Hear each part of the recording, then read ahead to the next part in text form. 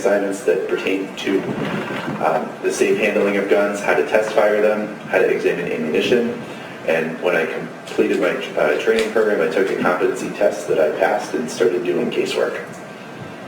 And have you also received additional training once you pass your sufficiency exam? Yes, I go to armor classes where I go to a gun manufacturing plant and an instructor there will show me how to take apart one of their guns and put it back together. I've gone to one for Smith & Wesson, Glock, Ruger, High Point, and Sig Sauer, different gun manufacturing plants. And then I attend annual and regional meetings and conferences hosted by AFTE, the Association of Firearm and Tool Mark Examiners, where we just talk about advances in the field. With regards to, let's start with firearms in particular, how do you determine whether or not an item is a firearm or a working firearm? I will test fire it and see if it successfully test fires a shot and is therefore operable. And what types of firearms are you trained to examine? All different kinds, handguns, long arms, BB guns, that kind of stuff. And also rifles, shotguns? Yes. Let me specifically turn your attention to handguns.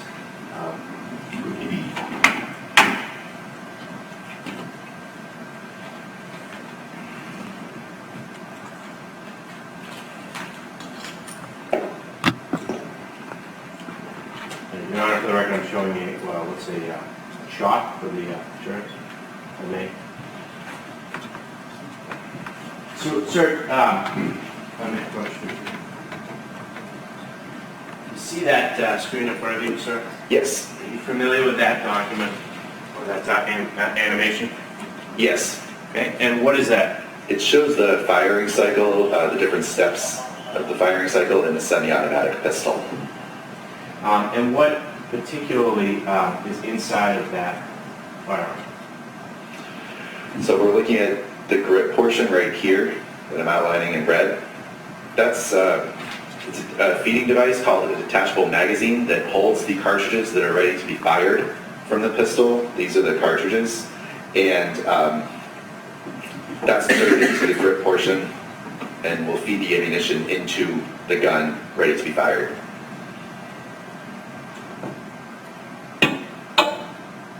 What has happened just then? Whoever's holding the gun will have pulled the slide rearward and then released it forward, where a cartridge was stripped from the top of the magazine and fed into the chamber area of the gun right here. And if somebody pulls the trigger?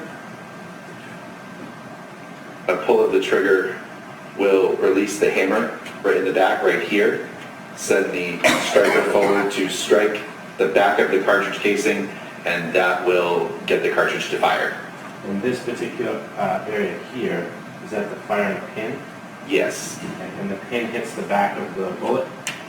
That's correct. There's a piece in the back of the cartridge case that it will strike to get the process going. That contact between the firing pin and the back of the bullet, what happens once that firing pin hits the back of the bullet? So it's a piece of the cartridge called the primer in the back of the casing. You can't see it, but it will hit right here, and the striking of that primer piece will ignite the propellant that's inside the cartridge, and the slow burning of that propellant will generate pressure to send the bullet right here down the barrel. Once somebody pulls the trigger? Correct. Okay. We'll go through this step by step here. I don't believe that it's all necessary, is it, Mr. Carroll? I'm not sure what the point of it is, Joe. No, I think he's been able to establish the fundamentals.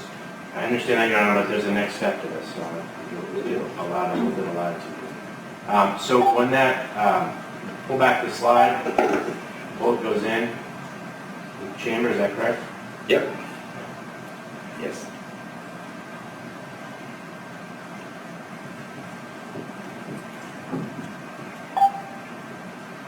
And then once the bullet goes down the chamber, there are some markings here down, what portion of the gun is that? The barrel, Okay. And there seems to be some impressions here. What are those impressions? they're rifling impressions, so they're spiral cuts that are in the barrel to allow for better engagement of the bullet when it's traveling down the barrel. But on the surface of those cut parts of the barrel, there are imperfections left behind from the manufacturing process, and those imperfections will be transferred to the bullet when it's fired down the barrel, and that is the way that a bullet can be identified back to us being fired from a specific gun. Why the barrel of a firearm, why do they have grooves? So the raised and lowered portions of a barrel, like I said, allows for better engagement and will give the bullet spin for when it leaves the barrel. And the spin helps in with what? Accuracy. Like throwing a football, the more the spinning on it, the more accurate hopefully the football will be thrown. Yes, hopefully it will reach its intended destination. What, or how is this portion of the firearm manufactured in order to put those grooves in the barrel of the firearm? It usually starts off as a block of steel, and a drill will be drilled down the center of it to make the initial part of the barrel, and then a tool will be inserted afterwards down the barrel that will it will be passed through and pulled back to cut lowered pieces into the barrel, and that's how the raised and lowered portions of the barrel are made. So they make ridges inside that barrel. Do those ridges, once the bullet goes down the barrel, do those leave impressions on the bullet itself once it's left the barrel again? Yes, because what's happening is you're cutting metal, and the cutting of shaving away of that metal surface leaves imperfections, or imperfections are left on the metal during the cutting process, and even smoothing and finishing it out won't completely make them go away. Usually, what is the bullet portion of the cartridge made out of? Usually, if it's a jacketed bullet, a copper metal alloy. Sometimes it's made out of lead. Yes, but usually that's covered with a metal jacket. Okay. The barrel of the firearm, what is that usually made out of? Steel. And what is a harder surface, the steel or the bullet material? The steel. And that's why it leaves impressions on the bullet as it leaves? Because it's a tool mark left on the bullet, because you have the harder object making contact with the softer object, and since the bullet is the softer object of the two, the markings are left on it during the firing process. Are there different amounts of grooves or direction of the grooves that each individual manufacturer of firearms use on their firearms? Yes, different manufacturers will impart the rifling, the lids and the grooves of the gun in different directions and in different numbers. It could be a right twist with 6 lands and 6 grooves, or it could be a left twist with 6 lands and 6 grooves. Now let me just turn your attention now to go back to the old-fashioned one here. How do you examine ammunition to determine whether or not it's ammunition? It's just a visual examination, because any one or combination of the 4 cartridge components can be classified as ammunition according to Mass General laws.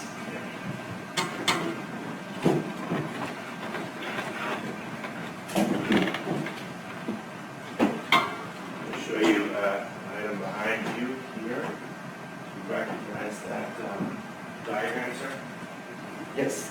Okay, and what is that, a sort of a cutaway picture similar to the one that was put on the screen? It's a picture of a live, unfired cartridge or piece of ammunition. You said a few moments ago that there were 4 components that make up a piece of ammunition. What are the 4 components that you pointed out? So the metal jacket is pointing to the projectile, because the projectile is usually covered with, itself is made out of lead covered with a metal jacket. That is held in place by the cartridge case or cartridge casing, which the brass case is kind of pointing to the whole thing. The next component is the primer that I talked about earlier, which that's the piece that the hammer or firing pin of a gun will strike to ignite the propellant or smokeless powder. And the burning of that propellant will generate pressure inside the cartridge to send the bullet down the barrel of the gun. That burning creates an explosion which pushes the bullet down the barrel and out the gun. Correct. And you said any one of those four components would meet the definition of ammunition. Correct. So a live cartridge will meet the definition of ammunition, as well as a fired bullet or a fired casing, because you only need one. How do you go through and compare whether or not a piece of, say, a shell casing left at the scene or a bullet recovered would be compared to a particular gun to see whether that gun had fired that particular thing? So I look at what are called class characteristics, which are features that are restricted to a group of items. So one thing, if I had a fired casing that was caliber, a .380 auto caliber casing, it would be stamped on the back of it. If I had a weapon submitted in case that was also .380 auto, it's possible that it could have been fired from that because the class characteristics are the same. But since there are thousands of handguns out there, different .380s manufactured by the same or different manufacturers, any .380 could have fired that casing. So if the class characteristics are the same like the caliber, I'll use a comparison microscope to look at the individual markings to see if the questioned item was fired from a particular weapon. Okay, and we talked a little bit about the impressions left on the bullet of the barrel here on the screen. Can you talk briefly about the impressions that are left on the shell casing itself when it's ejected out of it? So two main things I look for in a fired casing are the firing pin impression, which is pretty self-explanatory. It's the impression that is on the primer, the shape, size, and any distinctive features on it left on the center primer piece that might be able to be identified back to a specific firing pin and therefore a specific weapon. And additionally, there are breech face marks left on the primer of a fired cartridge case, and those come from the back of the slide right here. It would be this portion right here. So when the bullet goes forward, the cartridge casing is pushed rearward by the same pressure generated from the propellant, and it will hit the back of the gun slide itself, and the imperfections in the back of that piece will impart themselves onto the softer primer piece of the cartridge case. So breech face marks and firing pin marks are usually what I look for in a fired cartridge case. And the firing pin marks are just essentially what that impression of the firing pin left on the back of that shell casing? Yes. And there are class characteristics between, say, a Glock or a 6 Sal, depending on how many grooves, whether the left or right, but other than the general characteristics of a particular firearm, are there impressions that are potentially left during the manufacturing process in addition to those? I might need you to ask that again. Yeah, I think I need to ask that myself again. So generally speaking, there are, a 9mm Glock has a certain, how many grooves left or right left on the barrel, is that right? Yes. And during the time that these items are manufactured, there are imperfections left on the tools that make them, is that right? Yes. So sometimes you can narrow it down not only to the type of gun, but also the particular instruments that were made that gun when you're making these comparisons. Two mark impressions that were left behind? Yes. You can narrow it down to a specific type of gun, maybe, but you would need to look at the individual markings under a comparison microscope to determine the particular gun in question.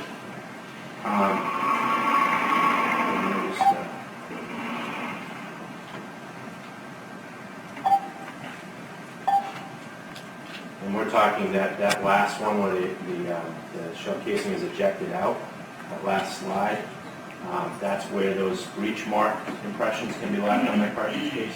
Yes, it will happen right before it's pulled out of the chamber. Before the casing is pulled out of the chamber, it will, be pushed back ever so slightly because it's sitting there pretty tightly, and right before it gets extracted and ejected, that's when the breech face marks. And that metal-on-metal friction when it hits the back area can leave impressions on that shell casing, as well as the opening of the slide as well. Yes, it's the same thing is, we described with the barrel, the steel part of this back part of the slide of the gun is the harder object, so it will leave markings on the softer primer piece of the casing. Okay. Could we briefly describe what you do in order to test particular items? You do a test fire, what does that actually mean? Of a weapon? Yes. So if I have a weapon in a case, I'll take it to my workstation, make sure it's clear and safe to handle. And from there, I just do a general function test of the weapon, fill out the worksheet, our standard firearm ammunition examination worksheet, where I record the manufacturer of the gun, the model, what size ammunition it shoots, caliber, take measurements of the barrel and overall length, and then just do a general function test of the gun to make sure that it's safe to test fire, appears to be in good working condition. Once I've made that assessment, I'll take it into our shooting room, where I will make an attempt to test fire it. Okay. And what's the shooting room? Can you describe what that looks like and what you do in there? So that's where we keep stock ammunition that we use to take test fires of all of our weapons. We don't shoot evidence ammunition. And then additionally, there's a water tank, approximately 8 by 4 feet big, and it's filled with a high enough volume of water to stop a projectile that's fired into it. So I'll stick the handgun into a nozzle right at the front of it, pull the trigger, the gun will go bang. If it's a semi-auto pistol, the casing will be ejected where I can recover it, and the bullet will be fired into a water tank where it is stopped, and I can recover it from there. Okay. And once you've recovered both the bullet itself and the cartridge casing, you can examine those items, is that right? Yes, I can. And is there anything about why you fired into water tank? To keep the projectile intact. And it's sort of the hot tub size? I would say so. Maybe a little elongated. It's more rectangular shape, but that's a good size, I would say. And once you fire that into the water, then you're able to take that bullet out and use it for further testing, is that right? Correct. Now, let me turn your attention. Is that process the same for rifles and shotguns as well? Yes, we also have what's called a snail trap, where you can just more openly shoot projectiles or shot pellets in this case into a more open area where they're washed to the back. The projectiles from that cannot be retained, though. We only get the casings. So with shotguns and rifles, the only thing that's left behind to examine is just the cartridge casing itself? Correct. And whether it test fires would be whether the bullet actually goes through that snail container. They're pretty loud, so I would know. I usually have ears covering, but the loud bang will give it away, and then I should see firing marks on the casing that's taken out of it. And is there anything about, you talked a little bit about, a little bit earlier about the gunpowder. Is there anything that happens when this explosion takes place? Anything that's left out of the barrel as well as the loud noise? I mean, smoke can come out of the end of the barrel or from the, hold on, when the action's open, the back of the slide, the ejection port area. A little bit of smoke can come out, but usually not a ton. Okay. And that's part of the smoke is the burning of the gunpowder? Yes. Particles of gunpowder released as well? Yes. Now, turning your attention to this particular case here, did you test any items? Yes, I did.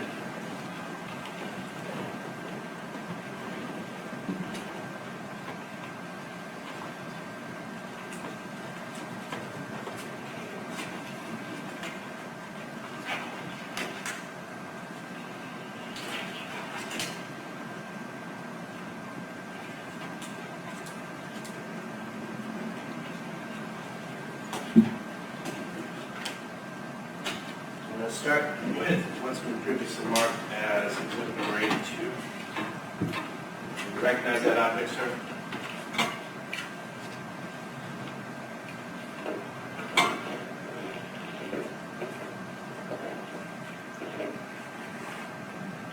Yes, I do. And what is that object?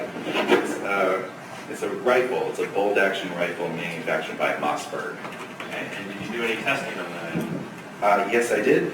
What testing did you do? I did a function test of the gun, make sure it was in good condition, took measurements of the barrel and overall length, and then I test fired the weapon.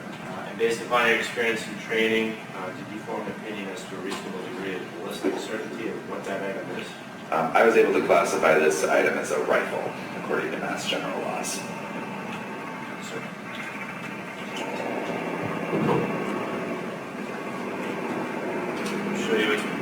marked exhibit number 81. Recognize that item.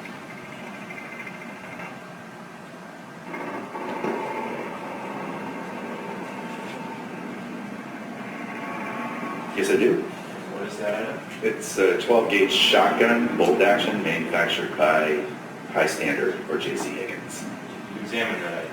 Yes, I did. Did you form an opinion as to reasonable degree of ballistic certainty as to what that item is? I was able to classify this item as a shotgun, according to Mass General laws. Thank you, sir. Now, in the course of this case, did you also examine an individual firearms? Yes. I'll show you it's been previously marked. We'll start with exhibit number 68. Recognize that box, sir. What number, please? 68. 68? Yes. Yes, I do. And just opening up that box, what are the items inside the box? We'll start with those items. They are for Boston Police Department mark item number 3 for the evidence. What is that? 7 9mm Luger caliber cartridges. And did you examine those items? Yes, I did. And did you form an opinion as to a reasonable degree of ballistic certainty as to what those items are? I was able to classify these items as ammunition, according to Massachusetts General laws. There's also an object inside here, so object. Recognize that object as well? Yes, I do. What is that item? It's a semi-automatic pistol, 9mm Luger caliber, manufactured by Brico. Did you examine that item? Yes, I did. And did you form an opinion as to the reasonable degree of ballistic certainty as to what that item is? I was able to classify.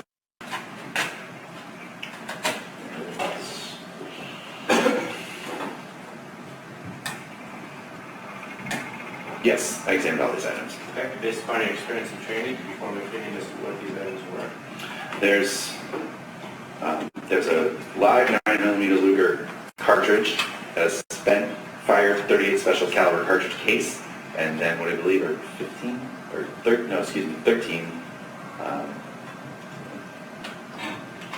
38 special caliber cartridges. All those items are able to be classified as ammunition according to Mass General laws. Okay, and with regards to these, there are, I believe, 12 Hornaday, is that right? Yes. And then one Winchester as well, all Yeah. 38 caliber? Yes. And that's not the, all of the caliber of those bullets are the same, but they're just different manufacturers. That's correct. And did you also examine this item here too? Yes. And what is that? Yes. My experience and training. A fired 38 special caliber cartridge case. Is that ammunition? Yes, it is. Does it fall within one of those 4 categories? That's correct. I'll show you what's been previously marked position number 38. Recognize that.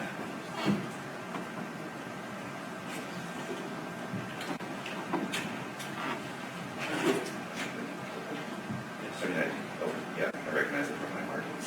Okay. And did you,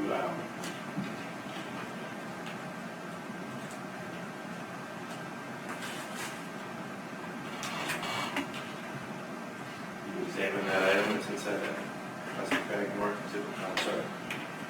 paper container envelope marked previously as exhibit number 136? Yes. Okay. Based upon your experience and training, what is that item? It's a 9mm Luger cartridge, live round, and it's able to be classified as ammunition according to Mass General laws.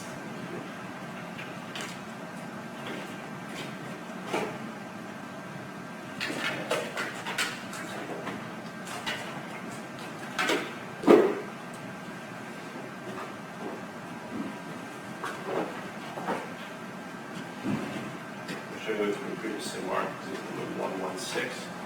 Recognize that.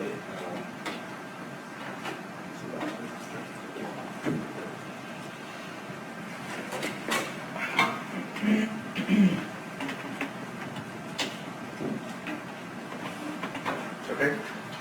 And did you examine those items? Yes. Did you form an opinion as to what those items are based upon your experience and training? They're 17 .380 auto caliber cartridges. And they're manufactured by what company? Winchester?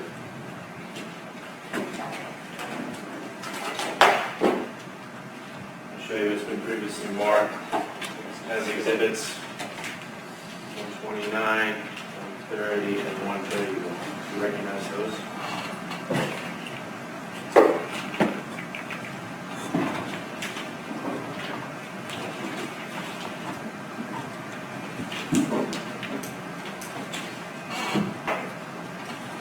Yes, I recognize the envelopes. Okay. Starting with what's been previously marked as exhibit 129. On this side. There are how many casings there? These are live cartridges. So there are 11. Okay. And did you examine those items? Yes, I did. What are they? 380 auto caliber live cartridges manufactured by Hornady. And there's anything specific about this type of ammunition? The bullet style, Yes. it's a conical cone-shaped bullet with a red plastic insert in the center cavity of the bullet that allows for better expansion of the bullet pretty much when it comes in contact with something. May I publish this one of these exhibits?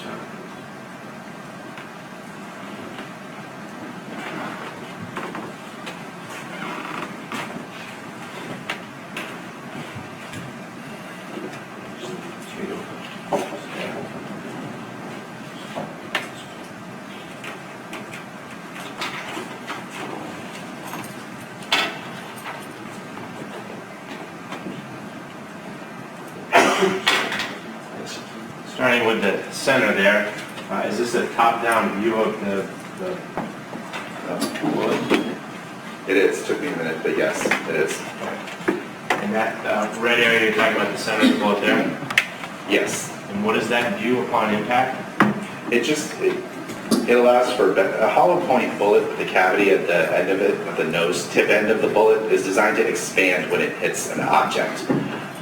Sometimes it doesn't expand though, sometimes it expands inconsistently, or in one side will expand more than the other, so the plastic tip is sort of in the middle, just allows for controlled and even expansion all the way around.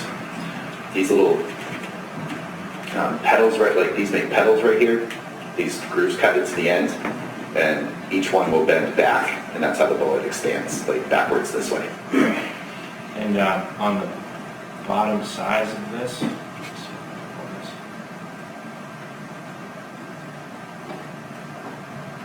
there is there's writing on the back side of the bullet, is that right? Yes. And what does that indicate? The manufacturer, Hornady, and 380 auto is the caliber. And the 380 auto is the size of the bullet? Yes, that indicates that this cartridge is designed to be fired down a 380 auto caliber weapon.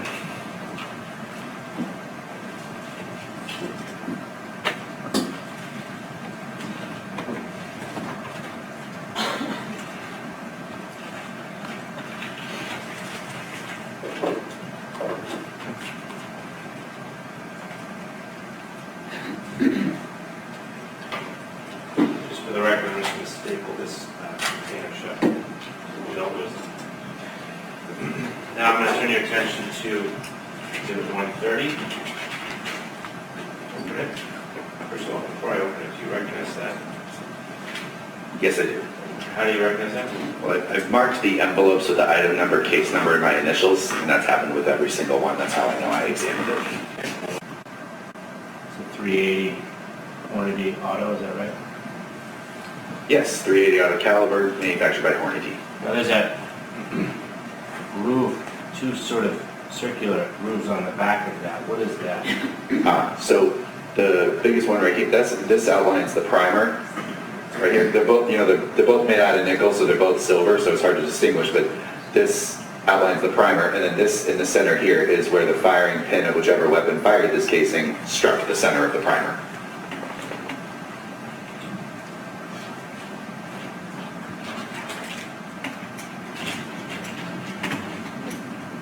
I may publish exhibit 128 as well.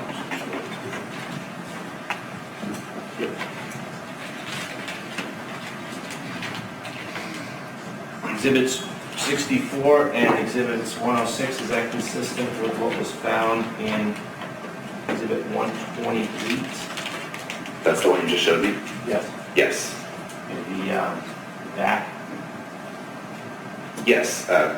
Same caliber, same manufacturer, And and same bullet style, as you can see at the other one. and also the same with exhibit 64, the same red center of that bullet. Yes.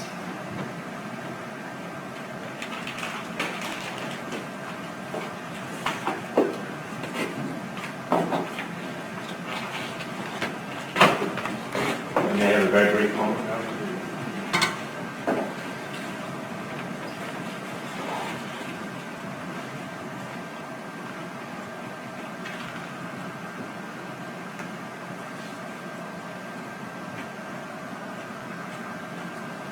Nothing.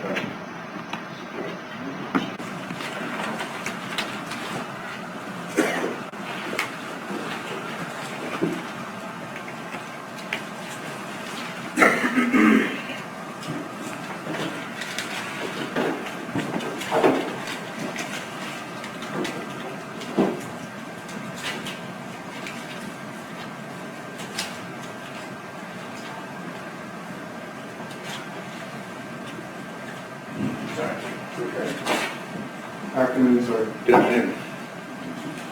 This comparison you just made, of the bullet and the casing, exhibit 106 and 64 that you then compared to exhibit 128, correct? Yes. Now, you say they're consistent, right? They're all 380 auto Hornets, right? Yes. Do you have any idea how many 380 auto Hornets are sold in a year? No, I don't. It's a huge number, isn't it? It's becoming more, we're seeing it more often, even from the streets in the lab, so I would say it's getting up there. It's a real big number. So those two items are consistent with any 380 auto Hornet bullet, With that bullet style, yes. which may be millions, is that right? Correct. Now, when you fire a 380, do you have any idea what the velocity of the bullet is when it comes out of the barrel? No, because it can change depending on the cartridge, if the manufacturer adds a little bit more powder or less powder, how much powder they put in to begin with, so How it can about a vary. 380 auto Hornet? No, I don't. I would have to look it up. But it comes out at a higher velocity than when it hits an object, correct? If you fired a 380 auto Hornet right now out the window, the velocity of the bullet would be much higher when it comes out of the barrel than when it hits the building 100 yards from you. Yes, because it can drag a little as it goes forward. It decreases in velocity from the time of the exit to the time it reaches its target some 100 yards away. Correct. So it's at a high velocity when it comes out of the barrel and a lower velocity when it gets 100 yards away. Yes.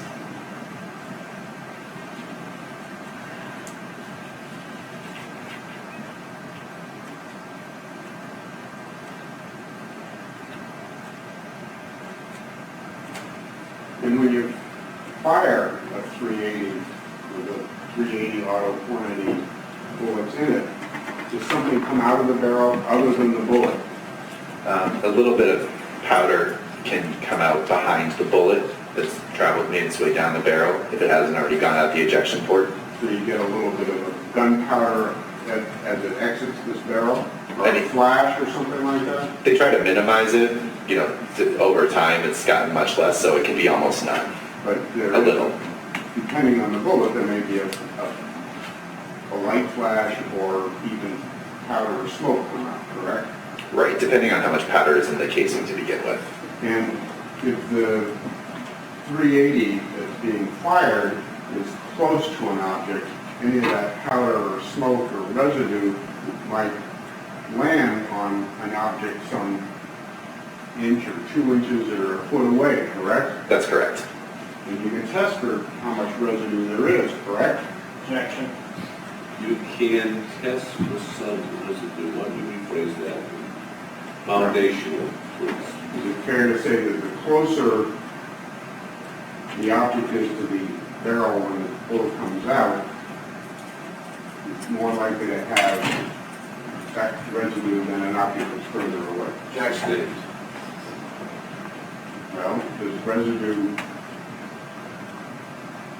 from a fired gun end up on objects that are close to it? Objection. No.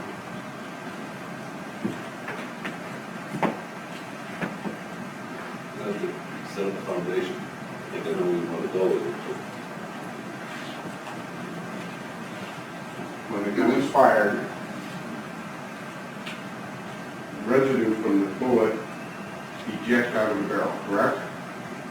It's from the I'm sorry? It's from the propellant of the bullet Oh, the itself. propellant, okay. Sorry, it's just a, What's sometimes referred to as gunshot residue, correct? yes. You're familiar with that, correct? I don't do gunshot residue testing. I'm not asking about testing, Okay. but you're familiar with what gunshot residue is, correct? Yes. Okay. And gunshot residue can collect on objects that it's close to when the gun's fired, correct? Objection. You may answer it acknowledged. Did you know? So I Do you know? It's a yes or no. yes. If it's close, I would classify as a few inches. Okay. And the closer the item is to the where the gunshot residue comes out, the more likely you are to find more residue, correct? Yes. The residue dissipates over a distance, correct? Yes. And you can collect gunshot residue off an item that's close to the ejection point, correct? Well, I don't know for sure because that would be like some kind of test. Now, you examined both a shotgun and a rifle in this case, correct? Yes. Do you remember what the barrel length on the rifle was? Yes, it was approximately 28 and a quarter inches. And a shotgun?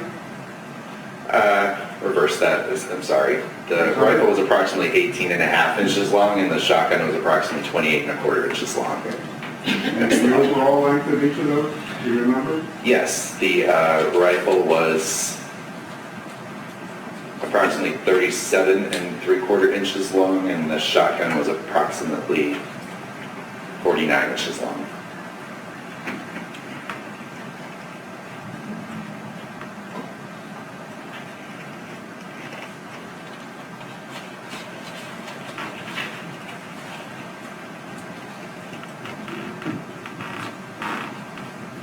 Thank you, that's all I have.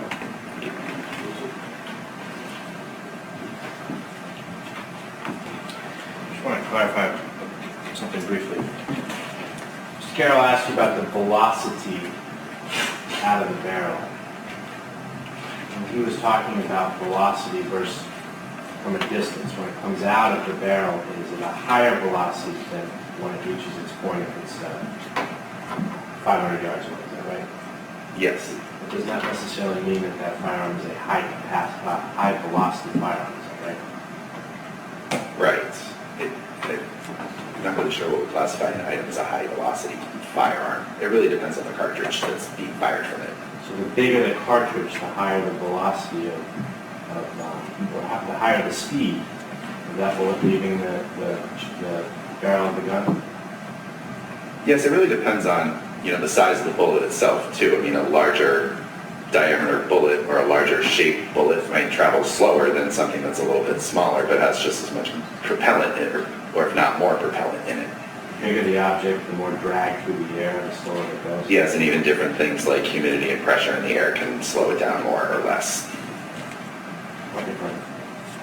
Stay there for a second. Just want to make sure for the purposes of the jury, so they'll be able to fairly absorb everything that's been presented to them. I have 5 firearm possession charges, Two are self-explanatory. One is the Mossberg rifle, which has been described. The second one is a 12-gauge shotgun, which was recently described. And I have three involving a 380 handgun. Yes, sir. You identify, just for purposes of future consideration, which exhibit matches up with the 380 handgun. What's the subject? Excuse me? I'll see you.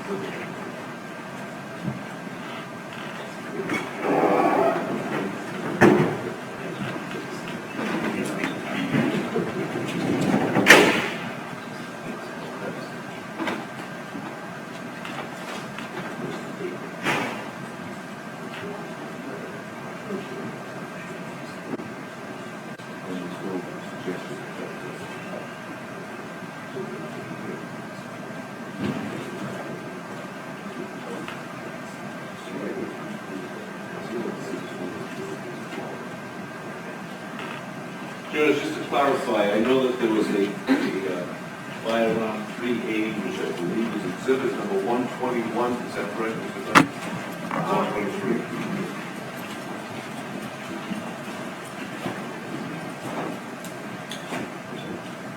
121 is the 380 firearm. Okay, so that's fine, that's good.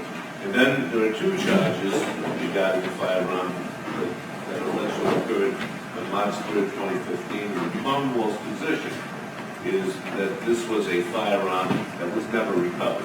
Am I stating that accurately enough? Yes, sir. And Mr. Carroll, fairly enough? I think that's accurate. Okay, thank you. All right. Next witness is who? Sergeant Beatty? At the lunch, I assume. Was the other one at 2 o'clock? All rise.